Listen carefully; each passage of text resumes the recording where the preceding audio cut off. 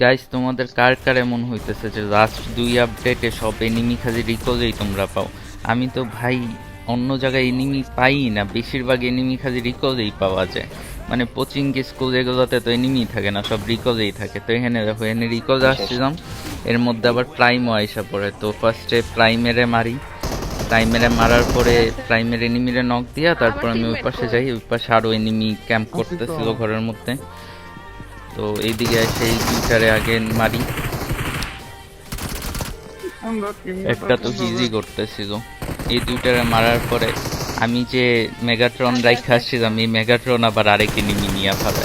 বেচারা ভাবতেছিল এটা নিয়ে বাচ্চা যাবে, এটার তো হেলথ তত বেশি ছিল না। এটারে মারার পরে ওই এনিমিটারেও নক দিই। আর এতে লাস্ট এনিমি ছিল ছাদের উপরে, এটারেও মারি।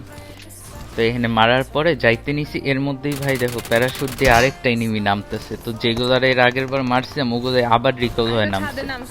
তো ছাদে একটা নামছিল, ছাদেরটারে তো মেগাট্রন দিয়ে ইজিলি মারা দিই। তো তোমরা এখানে আমার টিমমেটের কথা শুনো।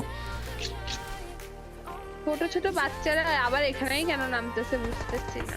সবগুলা ছোট ছোট বাচ্চারা এখানে যখন নামছে, তো বাচ্চাগুলারে তো মারাই লাগে। তখন এখানে লাস্ট একটা বাচ্চা বাকি ছিল এই টিমের, তো ওরেও যায় ইজিলি মারা দিই। খালি এই রিকলের মধ্যে আমি 8টা না 9টা কিল জানে পাইছি।